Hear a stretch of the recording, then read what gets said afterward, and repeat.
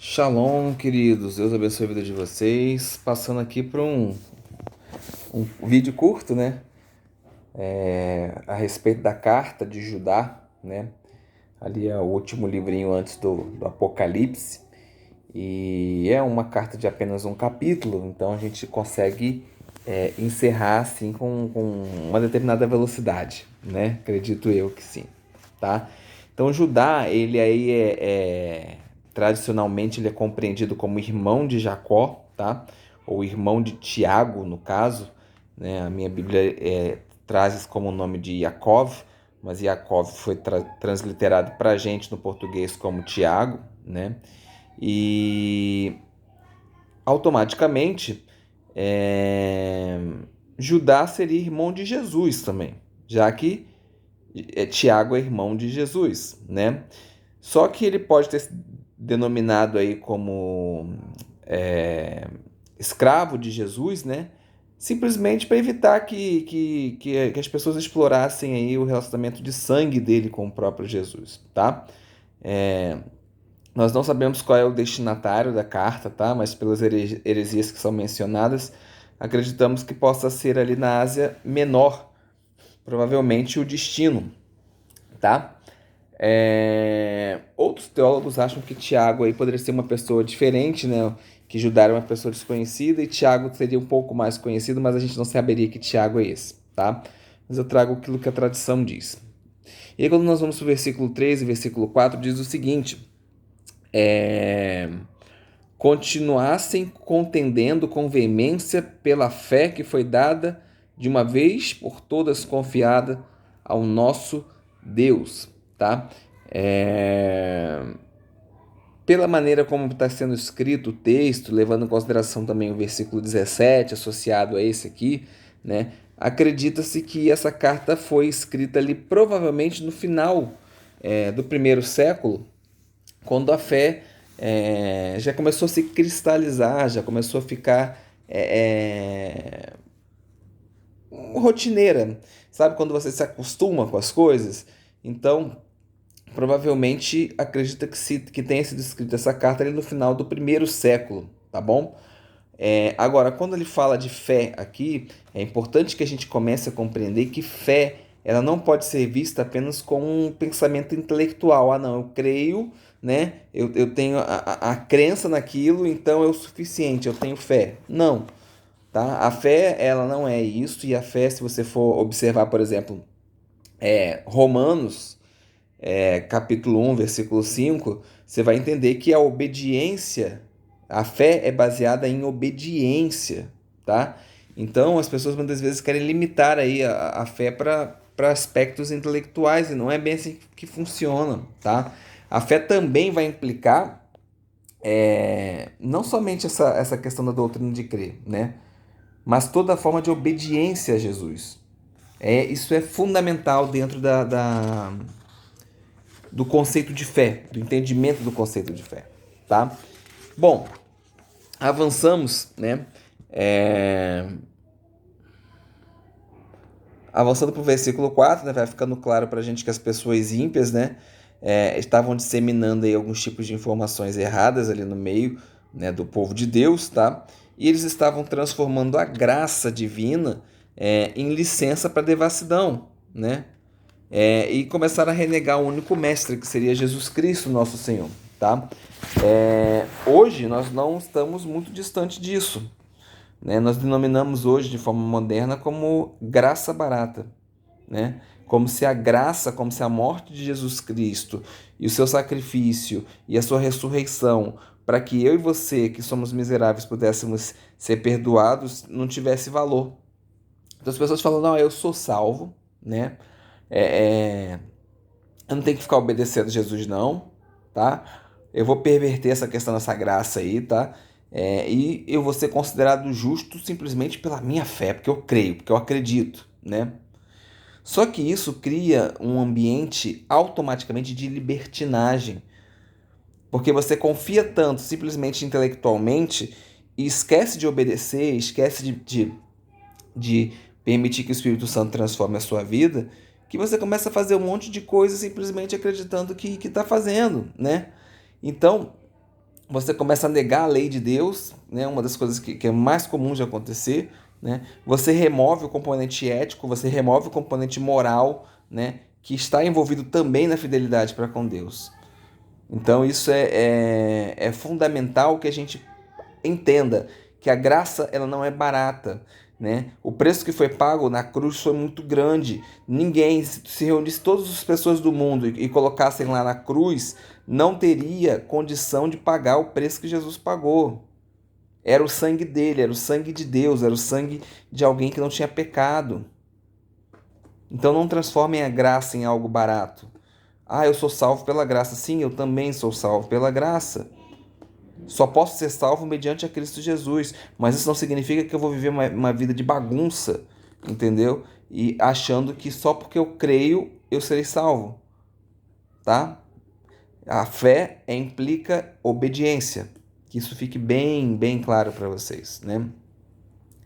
E nós vemos aí, ele vai citar no versículo 5 ou versículo 7, né? O quanto Deus ele não permite essa questão da libertinagem. E ele fala, olha, Adonai ele libertou o povo do Egito.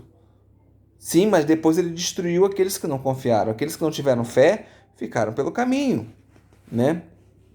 E então fiquem atentos, porque na igreja, eu sempre brinco, quem vai inaugurar o inferno é a igreja, tá? Muita gente que vai estar lá no dia do Senhor, lá no dia do julgamento, muita gente que você vai olhar para lá e falar assim, ih, fulano tá aqui, vai comigo. O outro você fala assim, cadê fulano que eu achei que tivesse aqui hoje? Não tá. A fé não é simplesmente você acreditar aqui dentro, não. É você acreditar a ponto de fazer. Eu gosto de usar um exemplo muito simples. Muito simples. Um pai dentro da piscina e o filho na borda. O filho está querendo pular na piscina e o pai está falando, não, filho, pula porque eu te seguro. Isso é fé. Ele acredita que o pai vai segurar, mas ele poderia muito bem falar assim, não, pai, eu acredito que você vai me segurar, mas não vou pular não, vou ficar aqui mesmo que tá tudo certo. Não, eu acredito, então eu vou pular. É isso que é fé. Eu obedeço porque eu creio. Amém? Bom, aí aqui nós vamos ter alguns pontos muito interessantes, né? Que, por exemplo, a citação ali do corpo de Moisés, né? Sendo contendido ali entre Miguel e Satanás. E isso aí provavelmente vem de uma história, tá? De um livro chamado Testamento de Moisés, tá? Foi um escrito judaico ali do primeiro século, né? Ali do período dos apóstolos mesmo, tá? Esse livro não existe mais, tá? Poucas partes dele se tem registro, tá? Mas você tem outras pistas em outros lugares, por exemplo, Deuteronômio Rabá, capítulo 11, versículo 10, né? Que é uma das literaturas judaicas. Ele diz que na hora em que, uma hora antes, na verdade, né, da morte de Moisés, havia uma disputa entre Samael, tá? E esse Samael ele é considerado aí como um anjo da morte, muitas vezes ele é associado aí, identificado como o próprio adversário, né? E Micael, que seria Miguel na tradução para a gente, né? Na tradição judaica, Miguel ele é responsável por cuidar, por defender o povo de Israel das ações do inimigo, tá? Isso aí é baseado lá em Daniel, no capítulo 10, tá? E capítulo 12 também. Nós temos outra literatura que é o Targum, tá? O Targum Yonatan, ele afirma que o túmulo de Moisés foi colocado sob a autoridade de Miguel, tá? E provavelmente acreditas, né, que o testamento de Moisés deve ter ele acrescentado que Deus designou Miguel, né, para enterrar o cadáver de Moisés, tá? Mas aí Satanás foi lá reclamar, né? Foi lá reclamar o corpo foi reclamar o corpo, né? Foi pedir. E aí Miguel, mesmo sendo um dos principais anjos, ele disputa com o adversário, né, acerca do corpo de Moisés ali, mas ele não ousa fazer uma acusação ofensiva, porque Miguel entende que era papel do inimigo, era papel de Satanás fazer ali a acusação. E isso fica muito evidente quando nós vamos ler Jó, ali, primeiro capítulo, segundo capítulo de Jó.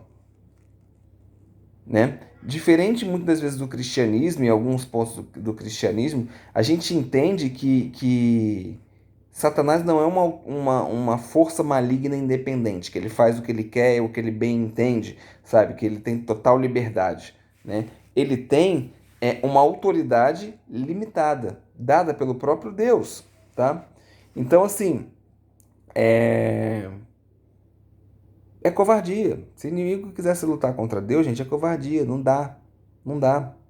A função dele, que ele recebeu, inclusive, a partir da queda de Adão, ele é responsável por esse mundo. Esse mundo pertence a ele. Juridicamente, este mundo pertence a ele.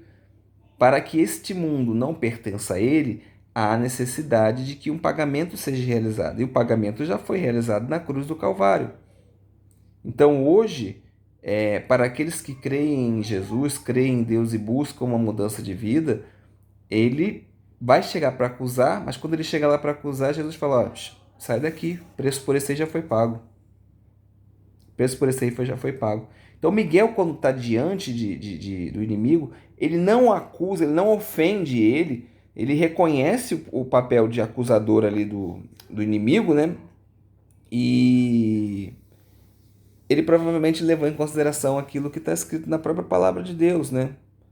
A palavra de Deus diz o seguinte: Adonai o repreenda. Por que Adonai o repreenda? Porque a vingança pertence a quem? A Adonai, e eu a retribuirei, assim diz o Senhor. Então, Miguel pega e fala: não, olha, calma aí. A vingança pertence a Deus, isso aqui pertence a Deus, então eu vou entregar nas mãos daquele que por direito pode resolver. Espero que tenha ficado claro para vocês, tá? E ele vai citar sobre o caminho de Caim, né? O caminho de Caim, gente, não é simplesmente o caminho do assassinato. A gente tende a lembrar de Caim assassinando Abel, né? Mas o caminho de Caim foi o caminho que levou ele para fora da presença do Senhor, né? E qual foi o caminho? Não foi simplesmente a morte de Abel. Foi o fato dele ter sido repreendido várias vezes e não ter aceitado a repreensão. A morte de Abel foi uma consequência final disso. Mas o caminho de Caim é daqueles que estão sendo repreendidos e não estão querendo mudar de vida. Preferem continuar ali. Ele cita também a rebelião de Corá, né? A rebelião de Corá é uma rebelião contra a liderança, né? Então ali na igreja haviam pessoas que estavam desafiando as lideranças, né? Os ensinamentos vindo dos apóstolos e querendo traçar os seus próprios ensinamentos. Era essa confusão que estava acontecendo, né? E aí Judas vai dando algumas orientações, entre elas o que chama bastante atenção é o versículo 12 e versículo 13, que ele diz assim, ó: nuvens sem águas impelidas pelo vento. E isso é uma referência provável a Provérbios, no capítulo 25, versículo 14, que diz: como nuvens e ventos que não trazem chuva, assim é um homem que se gaba das dádivas do que não fez. Aquela pessoa que fica... Como é que eu posso explicar para vocês? Fica tirando sarro: eu fiz isso, mas ele não fez. Quem fez foi o amigo, sabe? E ele fica, né? Então, esse Provérbios 25:14 faz essa referência. Outro texto interessante que vai ser citado aqui também em Judas é Enoque, né? Enoque é um pseudo-epígrafo, tá? É citado ali o capítulo 1, versículo 9, tá? Enoque é uma compilação, tá, de vários autores que viveram ali nos 2 últimos séculos antes de Jesus, tá? A atribuição aí a citação de Enoque por Judá não significa que o livro de Enoque passa a ser um livro inspirado, tá? Nem tampouco Judá queria enganar alguém aqui, tá? A intenção aqui, literalmente, perdão, gente, era honrar e identificar ali a mensagem que o autor de Enoque, né, o autor real de Enoque, trouxe, né, a atividade que ele estava se referindo ali. E só ressaltando, Enoque não é um livro canônico, tá? Não faz parte dos livros considerados como inspirados pelo Espírito Santo. E a citação dele aqui também não desqualifica a carta de Judá, tá bom? Você precisa entender que na época dos apóstolos, o cânon da Bíblia hebraica ainda estava meio bagunçado, tá? Haviam livros que ficaram, permaneceram e outros que não, tá? Assim como o Novo Testamento também tem livros que permaneceram e outros que não, tá bom? Bom, e aí os três elementos finais para a gente encerrar esse vídeo sobre aqueles que contendem, né? Lá no final, no versículo 22 e 23, tá? Só uma referência básica, versículo 17 e 18, gente, tem muito a ver com 2 Pedro, tá? Alguns estudiosos acham que o Pedro se valeu da carta de Judas e citou, né? Outros acreditam que foi o contrário, foi Judas que se valeu da carta de Pedro, tá?